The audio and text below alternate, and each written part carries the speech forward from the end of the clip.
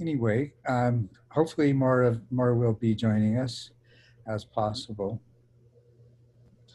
I don't know whether Pasquale will come or not, but his is the only new question we have for today. And then probably what I'll do, makes most sense, I think, is to go back to session from 2 weeks ago. We had quite a few questions, and I don't think I was able to get through them all. And so that we have things to talk about, but otherwise, just the four of us plus whoever else joins can have a conversation. All right. Might be bonus opportunity for those of you that are able to be here now, or a little bit more opportunity to say and ask for what you'd like rather than just listen to me go on. But I'll go ahead and start with you listening to me just go on as I look on Pasquale's question. Okay. He has he's asking about the whole body jhanas, and I'm assuming that you can read his question here, but you know, he had an experience a couple of weeks ago. He's at the appropriate stage of the practice to be able to do the whole body jhanas without either slipping into dullness or distraction. But he had an experience about 2 weeks ago where he used a little bit different approach than what I described in TMI. He said, when I focus on the sensations and nose, it can get quite intense. And that's something that people very commonly mention, is just how incredibly, even though the breath has become very slow, gentle, sometimes it doesn't even seem like you're breathing enough to keep you alive, yet the sensations that it produces are very intense. So that led him to do a method described by Ajahn Lee's keeping the breath in mind, which involves imagining the breath flowing through the body. And I believed I kept doing this until I noticed a noticeable ease and flow of energy was achieved. And since you mentioned joy is a part of achieving jhanas, I imagined every being experiencing these sensations, happiness being within themselves. And that was the last thing I remembered before going into a flow state. It was like my body was effortlessly being blazed in energy. So yes, this was a different approach to achieving that, experiencing the whole body with the breath, which is actually the fourth of the four first four anapanasati stages. Yeah, or fourth or the third. No, I guess it's the third, experiencing the whole body with the breath. Yeah, and he slipped into jhana, and then he goes on to say, for the past couple of months, experiencing sensations at the nose or over the body is easily accessible. And sometimes I can dial up or down the intensity, but quite difficult to go into a flow state. Sometimes I wonder if I should explode at any moment, but it just ends up being the experience for the hour-long sit. During sessions, I will, from time to time, take a break by focusing on nothing while maintaining quality of awareness before getting back into intentionally observing sensations. Besides all of the above mentioned, I don't know what else to do. Just keep doing it. Well, I when I get a question like this, it would be so helpful if the person asking the question were here and I could probe a little bit more. But from what he's said, and I'm sure this has occurred to you both as I read the question, or all three of you, is that the problem is that he's grasping and trying. the first time it happened pretty much by surprise. He created the right causes and conditions, and he was just basically enjoying being where he was and went into a flow state. Um, I'm a little bit, where I would like to probe just a little bit more was the part of his statement here where he says, the last thing I remembered before going into a flow state. Now that's probably not a comment pointing to anything significant. I think he was probably just saying that that's what he was doing. Is just he was he was feeling the joy, he was projecting the joy, and all of a sudden, poof, it happened. But he goes uh, he goes on. It was like my body was effortlessly being glazed in energy, and I would just love to find out a little bit more what he was referring to there. But it, I would have to say it sounds like that he really succeeded in uh, uh, entering the whole body jhana. Um, but there's some the whole body jhana is a very interesting jhana, which actually has a lot of subtleties to it because it is a light jhana. It's a very light jhana, and that's why I would have loved to have gone into this more just to see that he perhaps went into a deeper jhanic state than is typical for somebody doing whole body jhana, especially the first time doing it. In which case, that's wonderful. That's a good thing. And this is not unusual for this to happen, where somebody actually just finds themselves experiencing something that we would we would expect to see only after more experience, more advanced stage.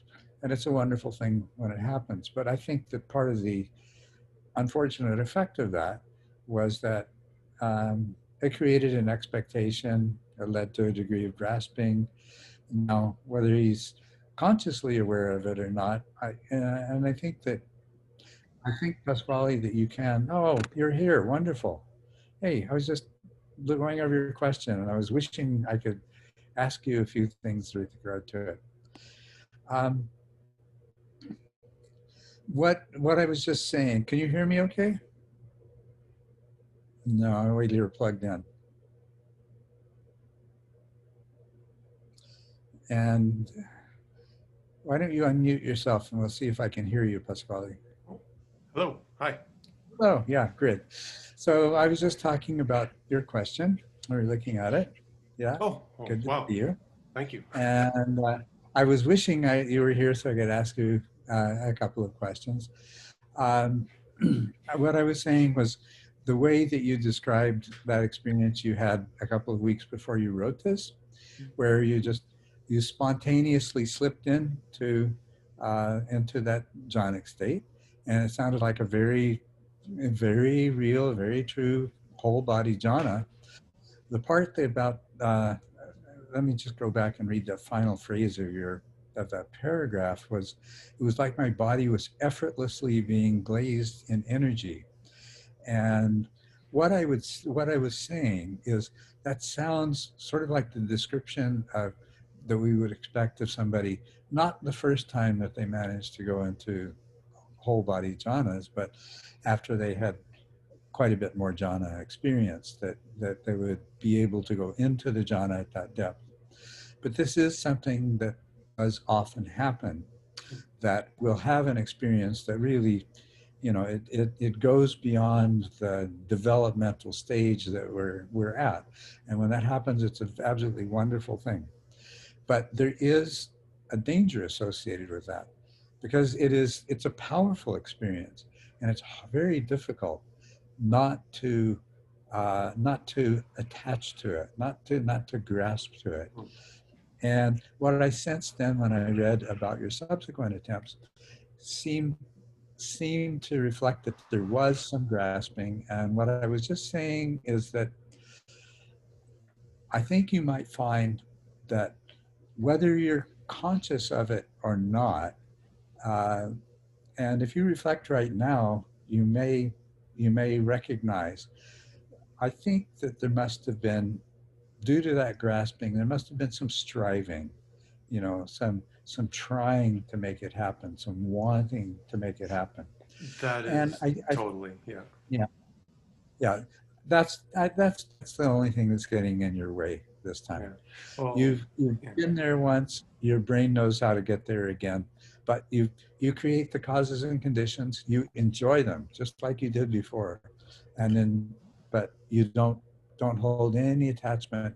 Remove any sense that you're going to do it or you're going to make it happen or anything like that. Because I think the striving thing that is so, it's definitely a part of my personality too, right? It's like, I mean, a couple of years ago, I didn't know what I was doing, but I had like, you put the finger in the electric socket kind of thing. I'm like, oh my gosh, what the, Yeah, and, being a part of like Vajrayana for a long time, and I'm like, I'm getting nowhere. And then I'm like, I need to, you know, it's hard for me to let go of that kind of desire to get okay. somewhere.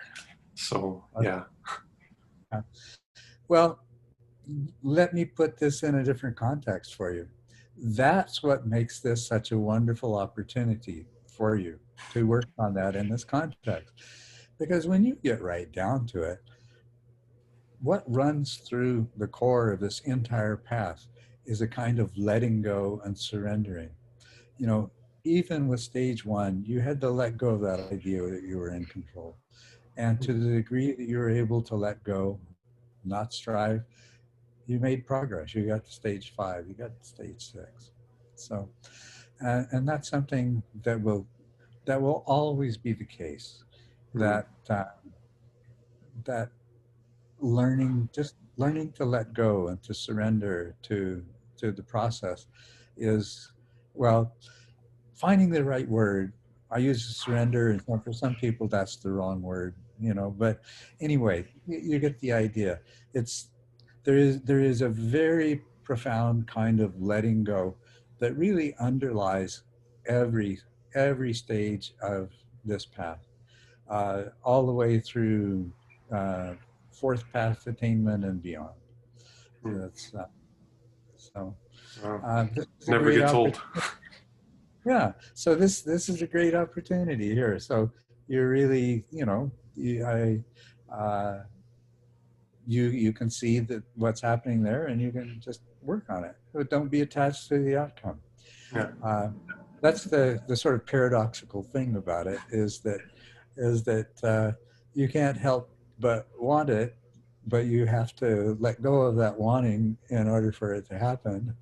And so even the letting go becomes a form of wanting. Yeah. Yeah, but yeah. Could I ask a follow-up to that that's sort of related?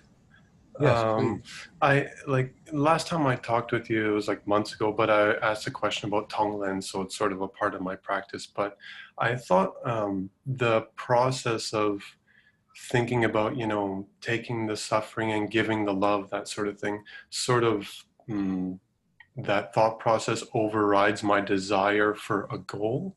And I was wondering if, because I remember last time somebody asked about doing loving kindness meditation, and there was a danger in that you were wanting to enjoy the feeling, right? So you kind of have to ask, what's your um, what's the reasoning behind you want to do it, right? And I thought for myself, if I want to do Tonglen, it kind of sometimes it feels like it just gets my desires out of the way.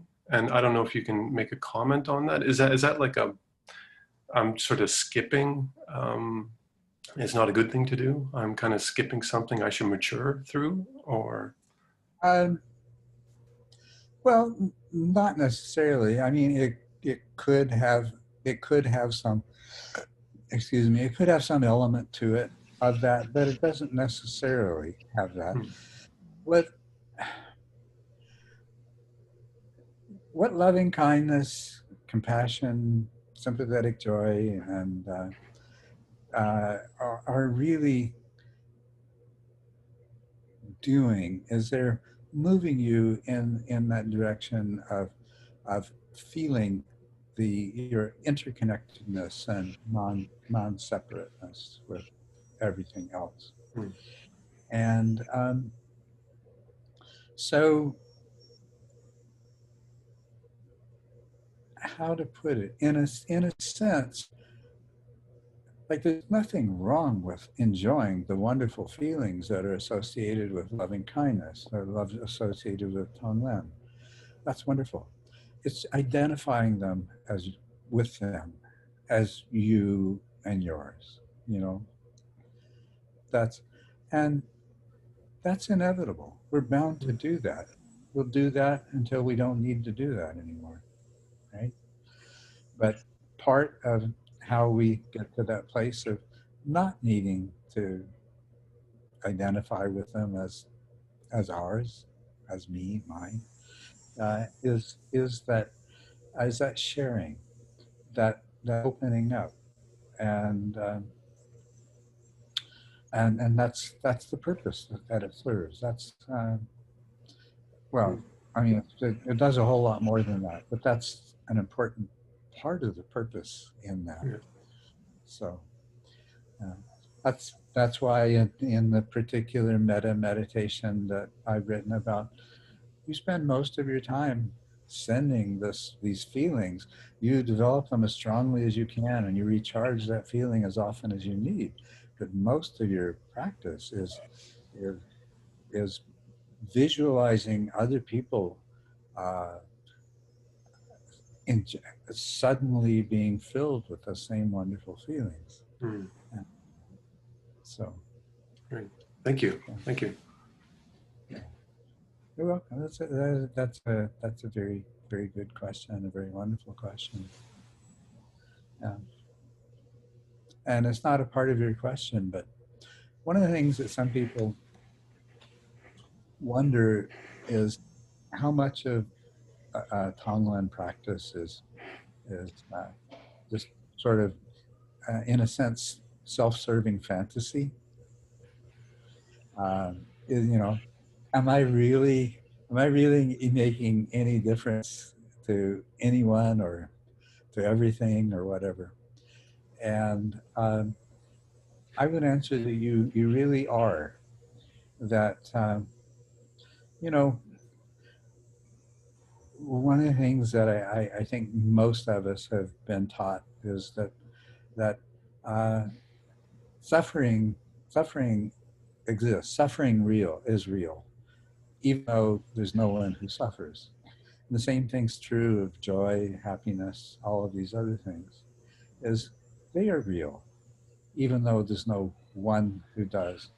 But at the same time, there is we are a point of convergence of causes and conditions that creates a pattern of activity that persists over a period of time. That's real too. And we can view that convergence as being the coming into being of a very, very special kind of complex, dynamic, open, self-organizing system. And all open systems share this thing that they take in matter, energy, whatever, from outside of themselves, and they also from the environment, and then they also uh, release that same uh, matter, energy, whatever. Right? That's just the characteristic of an open system. I think, in a sense, I like to think of, there's this pool of suffering, there's this pool of anger and aversion, there's this pool of loving kindness, there's this pool of compassion that just, it exists as a part of suchness. And remember, this is just metaphorical, but it's a way to think of it. So what you can do, what any one of us can do, is whether the whether something negative arises spontaneously due to circumstances that we don't control, or whether we intentionally seek to take something negative and transform it into something positive. We're doing what open systems do. We're taking something in, we're transforming it, and then we're returning it back to where it came from. But if you take in negative feelings, if you take in whether it's the pain of other people or anger, no matter what it is, and you transmute that into uh, comfort, peace, happiness, love, whatever, these other things, and then you send it back out again, you have reduced the net sum total of negative whatever in the totality of everything. You've reduced that by transforming that, and you've increased the corresponding pool of its opposite. So you really are doing something with those practices. At the same time, when a system takes in matter and energy from its environment and then transforms it, it doesn't just transform what it took in. It is itself transformed by the actual process. And that's why this is a practice, because we are profoundly changing ourselves. And so, sure, it is a self-serving, but it's not a self-serving fantasy. It's a self-serving reality that it's not only self-serving. We're not only practicing for our own benefit, we're also making a difference to all sentient beings for all time. So that's my validation of Tonglen. Thanks. Thank you. Yeah. That's actually a pretty traditional Tibetan way of presenting it too, at least from my teacher it was. Yeah. Well, like I say, your question was the only one that we had for today. I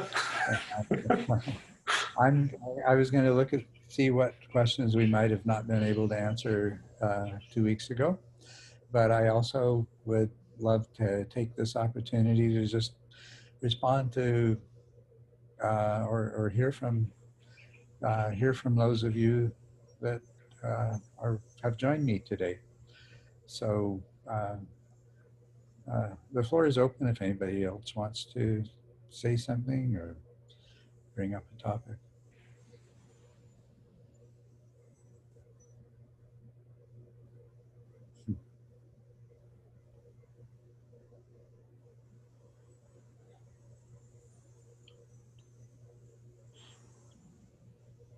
I don't really have a question, but more of a kind of a comment, because yesterday I went through the first time I ever really tried loving kindness, the way you describe it in the book, which is quite different from the Tibetan way of doing it. Like the Tibetan way is like you kind of imagine, the loving of your mother, and then you kind of imagine what suffering is and how you sort of develop this sympathy.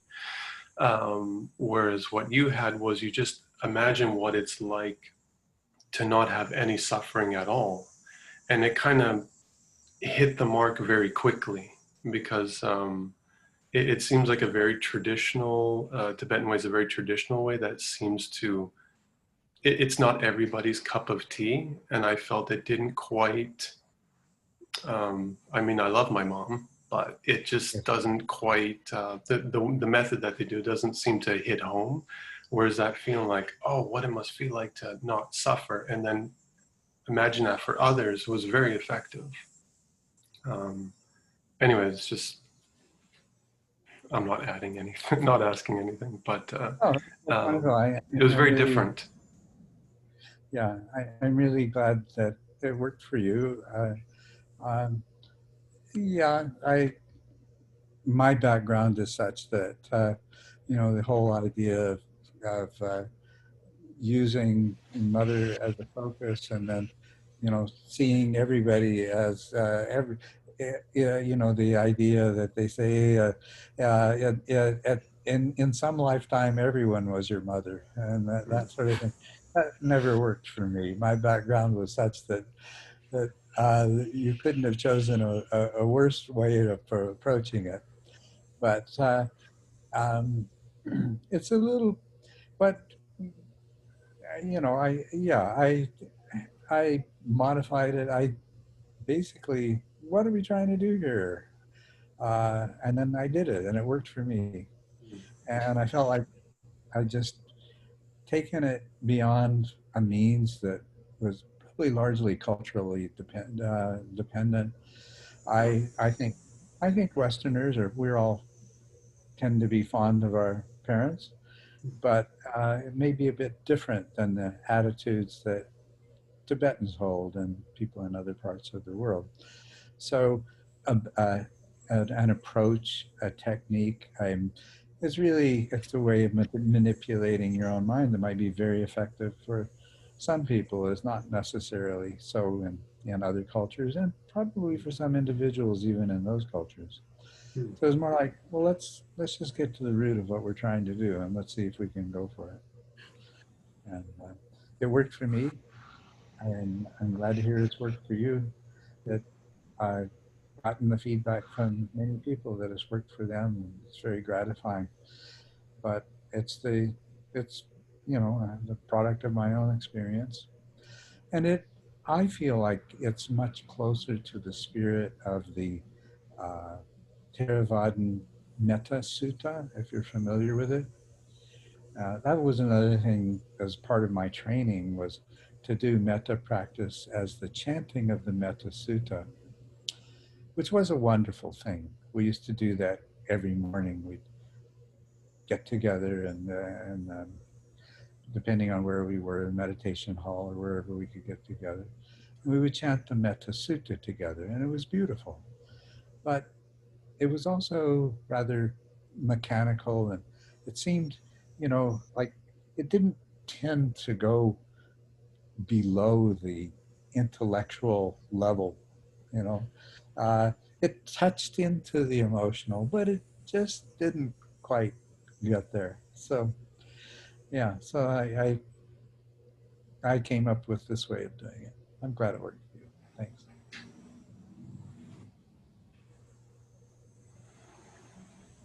I was wondering if you'd be willing to speculate about an experience that I had when I did a course with Goenka back in around 1973. It was a self course, so there was no instruction being given, and it was a 30-day course, and so we did 10 days of Anapana meditation, Mm-hmm. during which I started having so much, I should say that when I was doing the Anapana, I started having these painful burning toes, Mm-hmm. both feet, like they were in molten lead. And as soon as I'd stop meditating, the pain would go away. And then when I'd start meditating again, it would come back. But I think that was probably, at least to some degree, a reflection of the degree of concentration that I had. But when we took Vipassana, we went. This was in Bodh Gaya, and we went down to the Mahabodhi temple, and we sat in the inner circle, or inside of it, and we took Vipassana there, and then we went down to the Mahabodhi temple. And that was the first time that I'd experienced full body sensations, where it was like my whole body was exploding with vibrations. Mm-hmm. And after that, for about 2 days, it felt like I was walking about 6 inches off the ground until somebody came with a message, because I had just retired from the Peace Corps, that my money was lost or something like that. And immediately I came down. That would bring you down, wouldn't it? And I was just curious, this idea of feeling that, feeling like I was walking 2 inches or 6 inches above the ground. What do you think might have happened? Is that any basis for even describing anything? I don't know. Yeah. Well, I'm pretty sure that to the objective observer that your feet were making very solid contact with the ground, with everything that ordinarily entails. But what our subjective experiences, all of our subjective experiences under any circumstances, it's the particular way that our mind has chosen to portray the reality that we are experiencing in that moment. So an alteration, this would be kind of a combination of a proprioceptive and tactile alteration, perhaps closely associated with maybe some emotional kind of joyfulness and ecstasy. I'm just guessing, but would that not have been kind of a part of it too? So,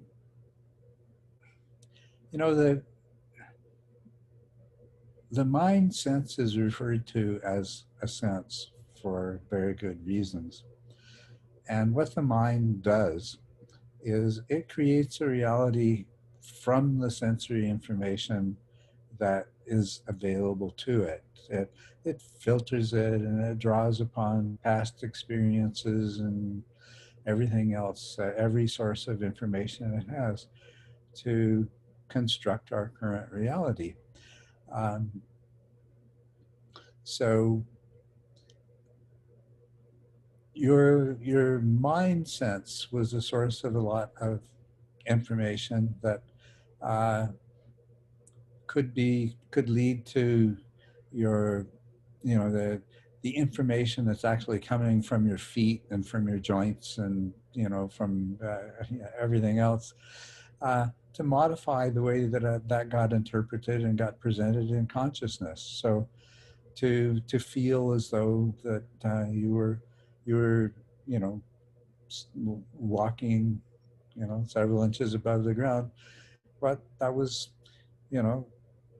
that's just a demonstration of the emptiness of all mental formations. Your mental formation of the moment was it was conditioned by the net sum of your experiences, some of which were very, very wonderful. And is it not a very common thing to talk about when we're in a joyful state, where we're walking on air, huh? It's a cliche, right? I felt like I was walking on air. Well, yeah. It's just one of the things the mind does. But does it have significance? I'm not trivializing it. It's what it is a wonderful expression of what you've gotten to as a result of that samadhi, that samatha practice, that anapanasati. And how you had brought that then into the vipassana, the body scanning part of it. So it was a valid expression of a profound thing going on in your mind. The other side of it was that was probably the first time that I had a experience of full body piti. Mm-hmm. Or at least what seemed, I didn't think of it as being piti at that time. It's only many years later when I started thinking that that was what was going on. But Yeah. Right. Yeah, that was definitely what that was. That's the same PT that is talked about in many meditation schools, and that I talk about in TMI. It's, the description. You just discovered you had the experience of it, and then later on you happen to come across the label that we give it. Yeah. And but the wonderful thing about the label is that it also helps you to, from that, go a little bit deeper into understanding the kind of transformation in your mind that was giving rise to that. And of course, um, I try to share what I've learned about that and how it ultimately gives rise to physical pliancy and this incredible ability to sit for hours at a time, the mental pliancy that gives rise to just this profound joy and this almost ecstatic states, and how these mature into tranquility. So when we look at these things, and I love nothing more than looking at different traditions and how they express things, and different practice systems and the effects that they produce and things like that. And my natural inclination is to look for similarities and overlaps, and how each is a perspective on a bigger picture, and what is that bigger picture, and how by looking at these different things do we get a fuller perspective on things. And so that's what I spent a lot of time doing, and the different traditions and the different practices that I studied and that I did. And so it allows me to look at these descriptions of PT, and it allows me to listen to descriptions like yours, and I can see that this is describing something that this is a phenomenon that is very significant in terms of it seems like all spiritual paths. And of course, I can't resist putting an interpretation on what lies behind that. But it's not arbitrary. It's not, I'm just making up a story out of the whole cloth. I'm looking at what all kinds of different traditions have said about and treated these things. So, and that's what I encourage you to do, and all of us to do. You experience this as a part of a Goenka practice, and you would experience it as a part of TMI. You probably have. It sounds like you're familiar with it now. So, yeah. And it's a shared experience. So many people, it's so common that, you mention it to somebody else who's had that experience, and it's like, oh, yeah.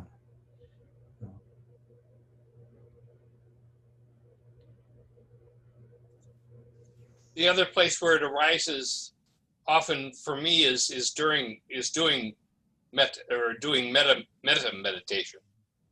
Yes. Well, there's so many different things that can give rise to it, and that's why I came to the conclusion that I did. And it's that it's a manifestation of a unification of mind, as more and more parts of the mind system. I mean, they're not becoming amalgamated into a single thing, but they're becoming unified in a way that they are working in synchrony in a much more powerful way than they ordinarily do, and that this manifests from that. So why wouldn't it manifest as the mind powerfully unifies around loving kindness, right?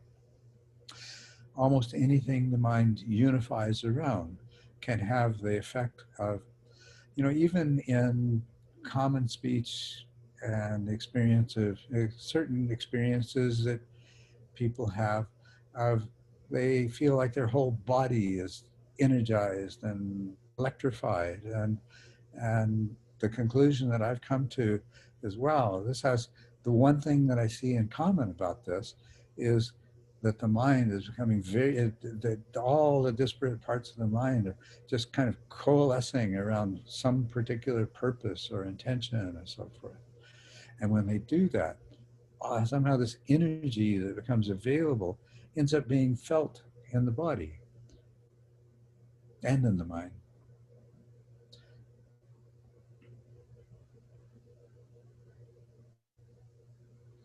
Thank you. I wish I say I know that this is due to unification of mind, because I had the ability to look into the deeper part of my psyche and see that, oh yeah, all these different parts are now becoming unified. No, I'm inferring that. Yeah. But I'm inferring it on very solid evidence from many sources. Yeah.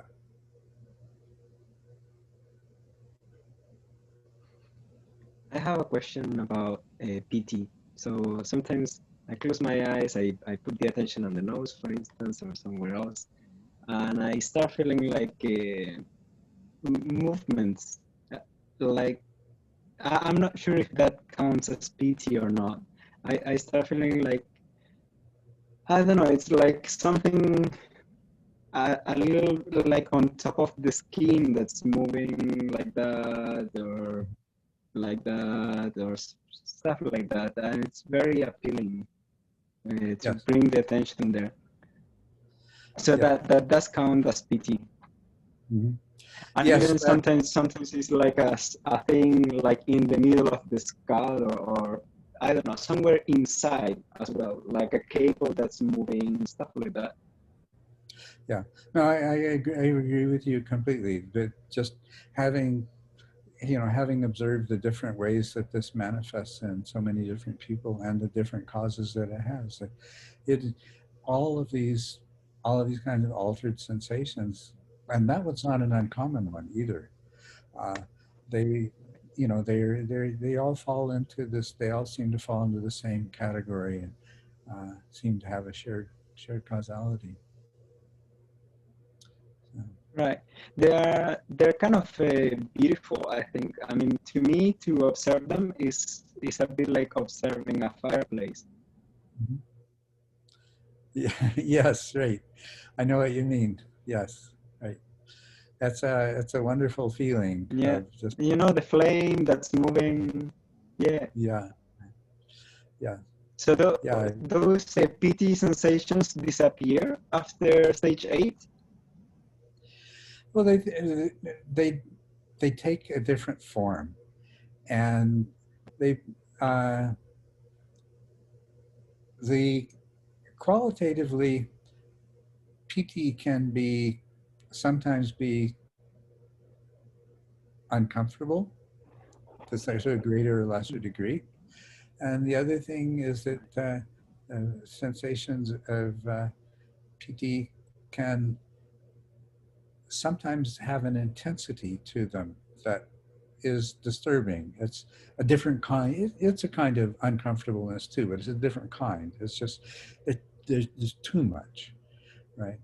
And the way that they get transformed is that the less pleasant aspects, and most especially uh, that disturbing intensity begins to it begins to resolve itself. Something that seems much more not only much more comfortable, but more I don't know, stable. Yeah. Yeah. Less unpleasurable. Yes. Right. Right. And I would like to follow up a little bit on my question for last time from the last session, last Q&A. Certainly. Yes. I asked about relaxation and energy. So like how energized or effort actually, relaxation and effort.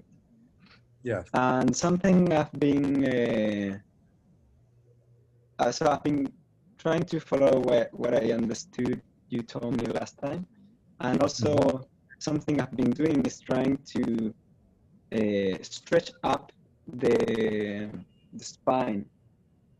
And I've noticed that by doing that, I get some sort of natural energy that feels relaxed. Yeah, Yes. it's an energy that doesn't have this feeling of like striving or efforting too much. Yes. Yes. So if I understand what you're speaking about and inquiring, is that your posture and particularly the conformation of your spine does seem to have a profound effect on what your experience is, and particularly relaxation. And this,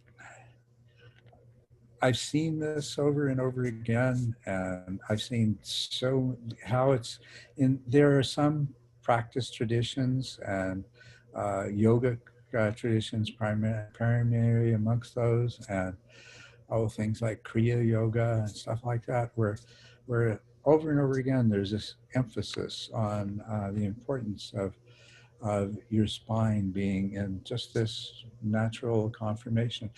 I had someone who did a retreat with me that lasted, I don't know, I think he was in retreat for over a year. Well, it was broken up into two parts, but now I hope it's still there today. But in the meditation yurt, what he did was in a yurt, the supports every 2 feet. There's a stud that basically supports the roof ring, and he had attached a board to that projected out far enough so that he could put his cushion in front of it, and he could touch his sacrum, his shoulders, and the back of his head to that board, and hold his spine. And the effect it had on accelerating his progress in the meditation was very impressive. And of course, since then I encouraged a lot of other people whenever the topic came up to try that and to use that. And it's very rare that I've come across somebody that didn't find at least some benefit in that. I think there wouldn't be the emphasis in these other traditions on this the way there is. If there wasn't something really important there. Now, yeah, of course, having the kind of mind I do, I can't help but speculate on it. One of the things I know to be the case is that when I have a deformed spine. I have kyphosis, so I can't use myself as the example of this, although I can modify my posture with support and do this. But in order to maintain an upright posture, there are a huge number of muscles, many of them quite small, in the torso and attached to the spine, that keep the body in an upright position. And the head is very heavy. And for other anatomical reasons, there is this convex curvature of the thoracic spine, and then a convex curvature of the lumbar spine. And then the sacrum it's the base, it's the foundation. And ideally, the sacrum just goes right up to where this heavy head is sitting. So to sit in that posture allows all of those muscles that are responsible for maintaining that posture to do so with the minimum of effort and the most balance. You see, if you're quote, straight, both front to back and left to right, then then there's no imbalance, one set of muscles having to contract more strongly in order to maintain your posture. And so, yeah, just from plain old, simple kinesiology. Uh, Kinesiologically, and any kinesiologist and personal trainer and physical therapist or anything like that will tell you, yeah, of course, you're gonna have fewer shoulder and back aches and all this kind of stuff because your center of gravity is balanced on top of this straight line, you know, and there's no reason to believe that relaxation shouldn't be transferred to other levels of the embodied mind. So, but Right. then again, there's the whole idea of the system of chakras and of energy flow. And when we experience piti, we experience those energy flows as a very real thing. And very often we experience those chakras as well, whether we intend to or not. So once again, they're pointing to something that the simple commonality of it, the probable universality of it, is telling us that there's something real and something valid there. Yeah. So, like I say, I had one student, and I've encouraged others, and then of course, some of the people that I've worked with have been experts in yoga, and I've learned a lot from them. And one of them in particular, he spent a month as a resident teacher, and he did an hour class in yoga for the meditators every day. And he stressed that the whole point of each pose in the yoga that he taught was to try to have only those muscles that were required to hold the pose to be active, and every other muscle in your body was totally relaxed. And it seemed, yeah, right. That goes beyond the body. That describes our emotional brain and our mind and intellect and everything else. You know, that's when it's in its perfect balance. When, yeah. Yeah, that's something great to know. To know how to do that. Yeah. How to relax and just have the right muscles activated. Yes, and I see no reason why this can't be brought into, without making it a whole nother huge time-consuming dimension of practice, how this can't be brought into regular practice in a way that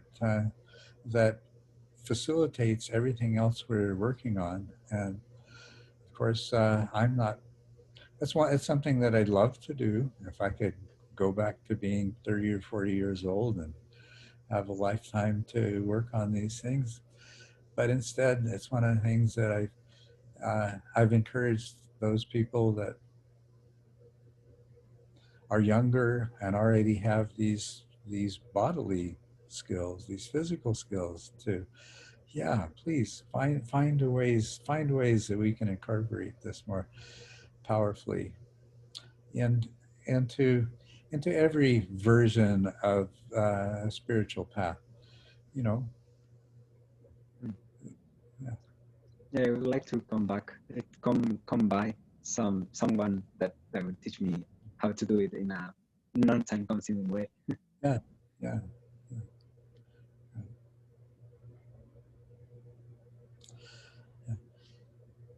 And the interesting thing is that there are spiritual disciplines in which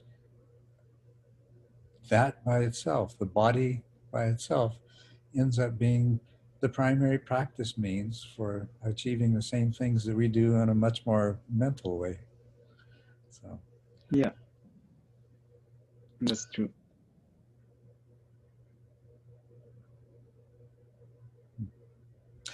I Okay, have well, another question, if I may. sure, sure. Let's take maximum advantage of But opportunity. sorry? Let's take maximum advantage of this opportunity we have. So go ahead if you have. Cool. So, well, yeah, it's a life question. So my question is simply, how is the book writing going? I'm curious and interested about what you're writing right now. Well, because of other circumstances, the progress in terms of actually putting words down has been interrupted, but in a way that's positive because uh, now when I put the words down, I have so much clearer understanding of what I want to say and how I want to say it than I had. Um, so in a sense, the work on the books has never stopped, but there's not a proliferation of pages, but I feel like one of the things is that I struggle with personally when it comes to writing is that I don't normally think in words. And there's a tendency that when I put something into words, it'll spin out into a paragraph before I realize that's not where I intended to go with this idea. This is something different. Then I have to go back and do it over again. And so it takes me a long time to write. But the clearer I am before I start to write, then the more quickly I can convert that into language. It's like I can. I've seen this in myself. The clearer I am on what I want to communicate, uh, then I can tell within the first 2 or 3 words of the sentence whether I need to change something because I can sense that it's not going in the direction that I want to go because I have this very clear kind of North Star of this is the idea I want to convey. And so as soon as it gets a couple of degrees off course, I know, okay, so it speeds up the process for me. So I feel like that I'm going to be able to sit down and make much more rapid progress. Also, the events I've had to contend with over the last year have been so instructive. I've learned so much. My own depth of understanding has increased by uh, just immeasurably and in ways that I probably don't even appreciate yet myself. But it excites me when I think about it. And That's uh, great news. I feel I'm just this close to sitting down and starting to produce reams of pages that will need to be edited down, and then we'll figure out how to get them in print and in everybody's hand. Cool. Are you have you given any thought to what kind of license the text will have? What kind of license? License, as in, like, for instance, Creative Commons kind of licenses. I don't know if you've heard about that before. Like, as in, people can reuse the parts of the text to create other text or other material or other stuff, or you prefer to have the book as it is and no one should take any part of it to do anything with it. Oh, well, no, that's not something I've thought about or know much about. And you were breaking up. It was a little bit hard to follow you, but I think I got the gist of what you're saying. Um, no, I haven't thought about that, and I haven't known much about that. So, um, yeah, if you can point me in the direction of understanding that, my goal ultimately, my goal is to share as much as what I've learned in my life before I go. And so if there are means, if there are means to do that other than what I'm familiar with, I want to know. So very shortly, I will say, I will explain a little bit. So the usual copyright is you get the copyright and no one can do anything with the book unless you give written permission for them to do something with the book. There's a fair use law that says that you can take, I don't know, a few sentences to quote or cite someone, but not more than that. So the question then becomes, do you want that to be the case, or do you prefer that, I don't know, anyone is allowed to do anything with the words you put into the text or the pictures, for instance? Of course, that's a lot of work from your side, and maybe you feel that it would be unfair for someone to take the pictures and write another book about meditation, and of course it's a difficult topic, but the main question is how much would you like people to reuse the material that you created? Yeah.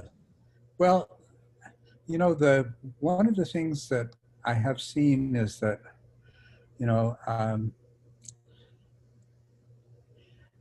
that I suppose partly because of not wanting to be in copyright violation, people take the things that I've written,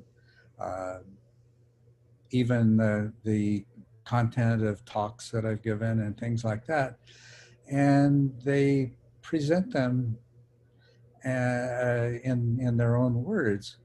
And what bothers me most about that is sometimes they miss the point. Sometimes what they say, and I would much rather have people feel like they can use at least enough verbatim material that that they don't miss the point. I don't know if that's even possible, though. Yeah, well, that would be ideal. Yeah, so somebody looks at it and they think they understand it, and their understanding of it isn't what the intention that I held. They're probably going to express their understanding of it anyway. So, but right. So that certainly I do. That's something that. Oh, sorry. Yeah.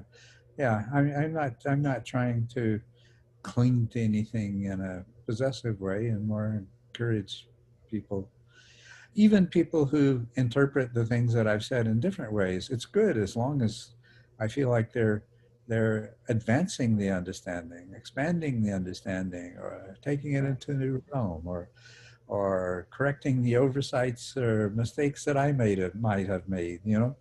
So that feels good. Yeah. That's what I'd like to see. But I don't have no way in the world to ensure that happens. Yeah. There's even... Yeah, well, it's difficult. Yeah. There's even other Dharma teachers out there that, they say that I say things that I didn't say, and, what can I do?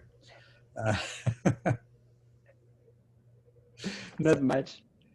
And even in our own spiritual journey, I feel like sometimes you are like, yes, I understood this, and then a year later you realize, well, maybe I didn't understand it so well back then, and it's okay. It's part of the journey. Yeah, and sometimes, yeah, I don't know. I have the feeling that sometimes I understand something not so well, but when I explain it to someone, then that motivates them to practice. And maybe even though I didn't understand it very well, maybe they will realize on their own that what I said was wrong, and that's okay. That's right. That is. It is completely okay. All of this stuff is okay. It's the way things unfold, and and most definitely, the history of my life is discovering something that I read and thought I understood years ago, and all of a sudden being able to see that, no, it's saying, it's going way beyond what I thought it said, or it's saying,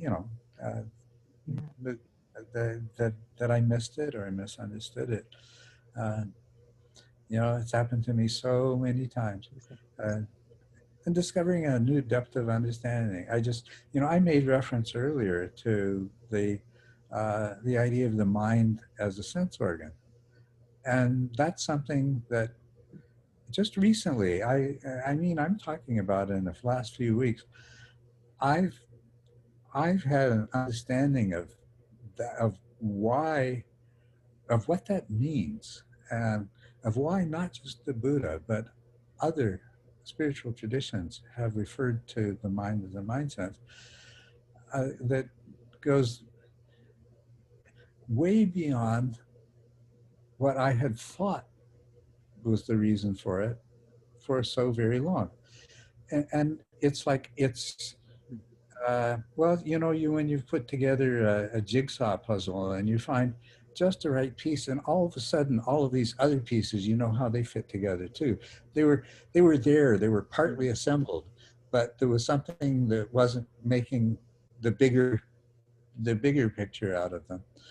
And yeah, and in this case, it's emptiness and interconnectedness, and realizing that yes, the mind is a sense organ. That's part of what the doctrine of emptiness was telling me all along.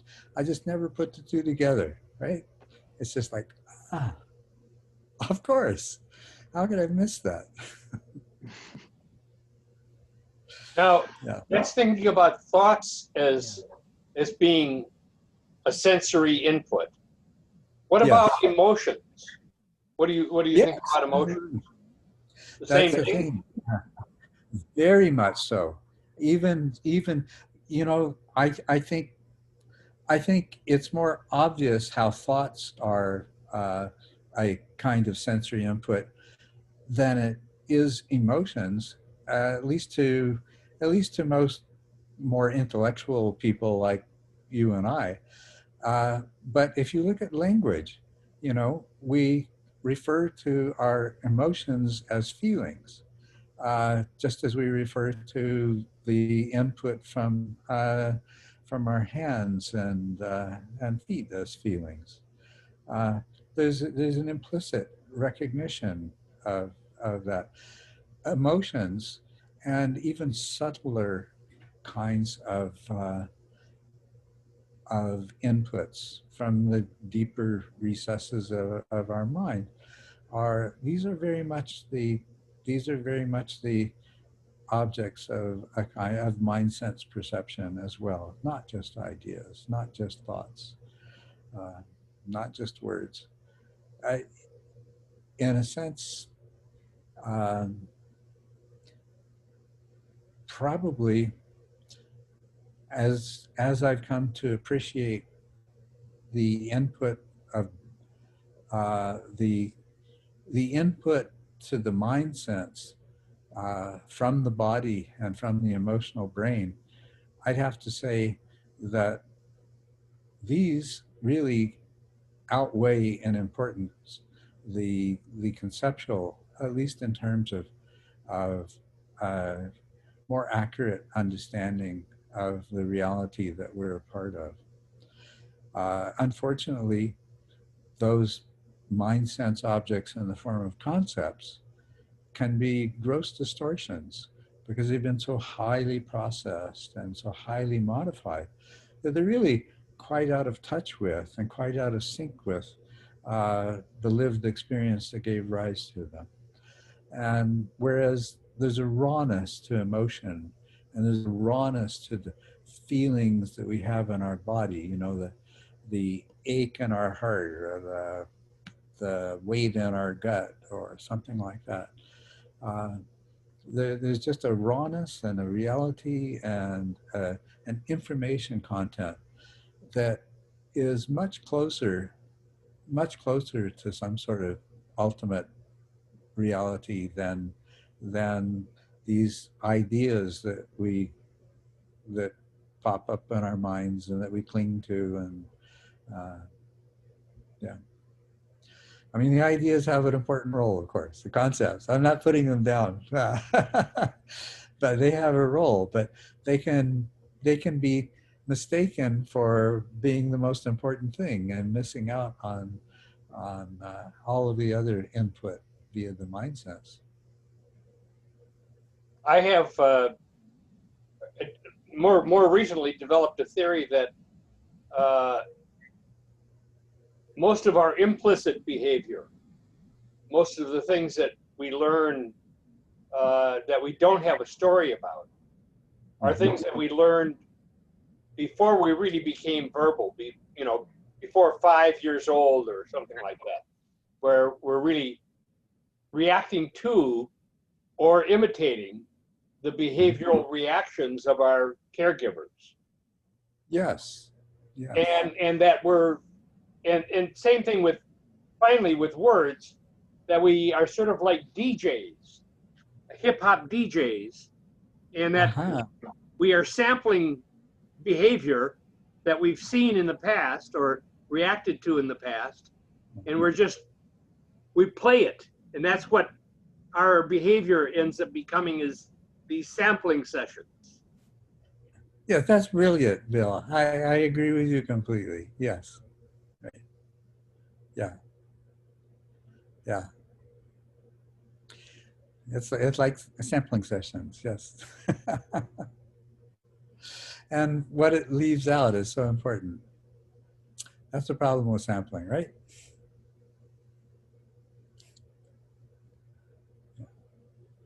Yeah. And that's what we're seeking, is a wholeness to our perspective. And while sampling has its place, to achieve that wholeness, we need to fill in the gaps that sampling leaves behind. The interesting thing about the words and about science itself that David Bohm brought up was that the whole direction of Western science has been reductionism. So instead of seeing things as a whole, it's always trying to isolate and get down to very small parts. But then it makes the mistake of generalizing that as a being what everything is. Yes, yes. And we remain totally oblivious to what he referred to as the implicate order. Right.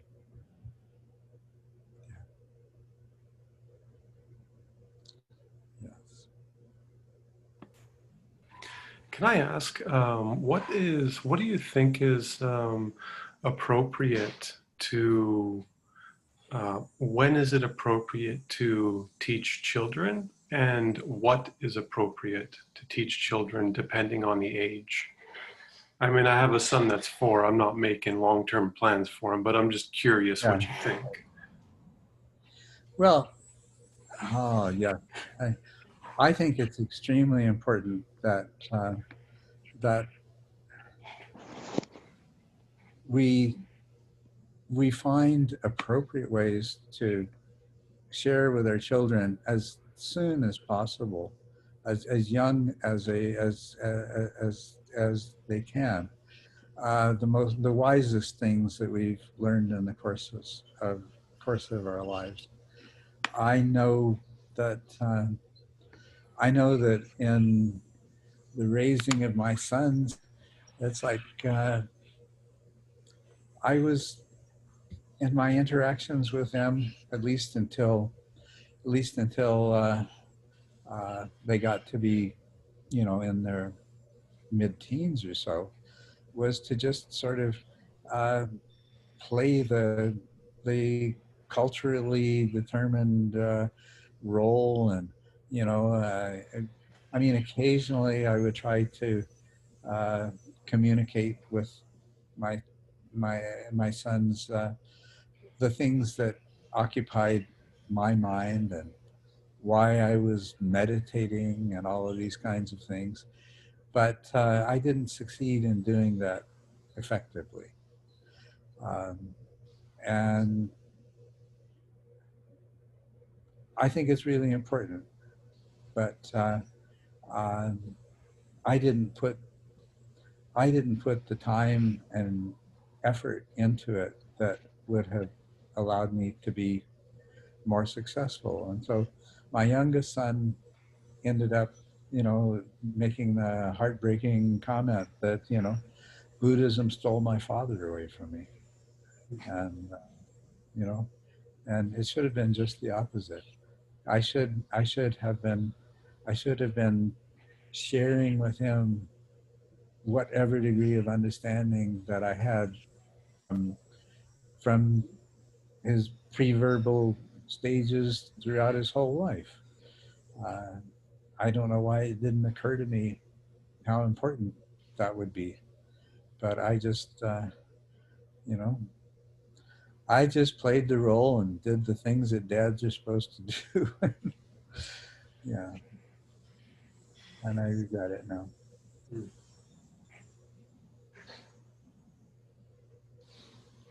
I've No, seen you can't begin too soon. Pardon? You can't begin too soon, because the weight of cultural indoctrination is so great that with every day and month and year that passes, for them to be able to break through that becomes harder. So the more you can do early on, the better. So sorry, I interrupted you. I think it was Bill's thing. Well, I was just going to say that I've been studying trauma and trauma skills. Right now I'm doing a trauma skills summit, but there the emphasis is teaching people to tune in to very calming sensations in the body. And usually it seems like the most easily accessible calming sensations tend to be in the extremities, and the feeling of the extremities and the feeling of sitting in a seat, the feeling of the back against the chair, and teaching kids when they're getting upset how to be able to calm themselves down. And yes, that seems to be the most important thing in terms of even eventually finally being able to teach something like Anapana or following the breath. Because for some people, following the breath can be quite threatening because of past experiences. But getting in tune with the feeling of the feet on the floor, the chair, sitting in the chair, the sensation of your hands and your legs is more universally calming.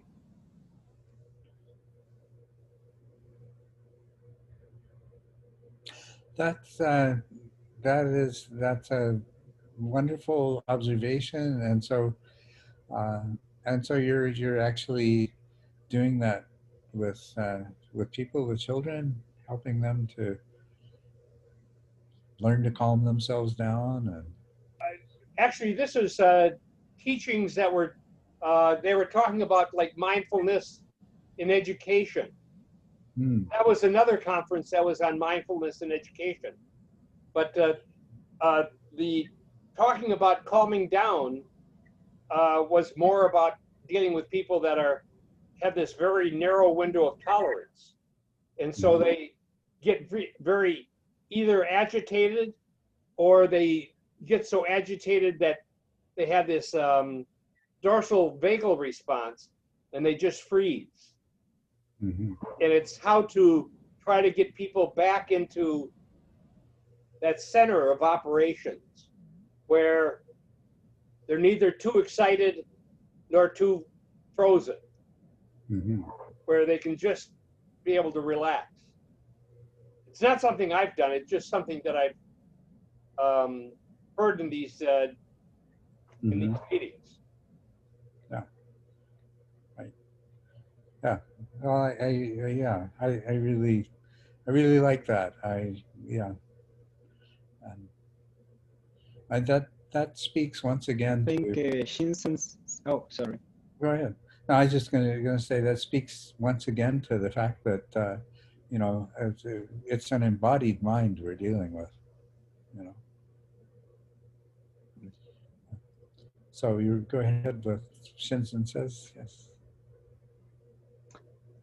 No. I was gonna say that I think Shinsen's system has a strength that I like there, that it motivates people to search for the things that produce rest on them. Yes. So instead of telling them, it's a bit like what you were talking about in the metta meditation. It's like, okay, the objective of the metta meditation is this, so try to do it. And when I think with Shinsen's system is also like that. It's like, okay, the idea is that you want to perceive these kind of sensations. Look in your body where you find them. Right. Yeah. Yes. Right.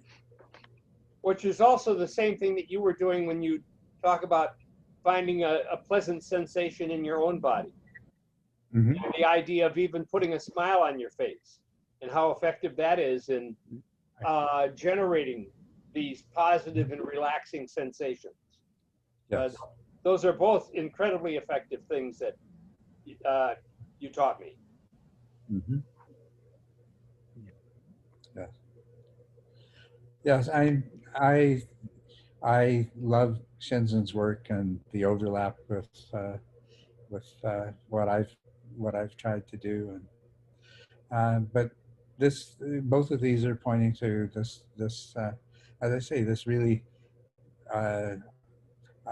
profound realization that this is an embodied mind, and it must be treated as such. And a lot of our traditional practice disciplines, not all, I mean, some have put a lot of emphasis on the body and feelings and things like that, but those that I was exposed to the most in over the several decades were they're just so mind oriented and just yeah. But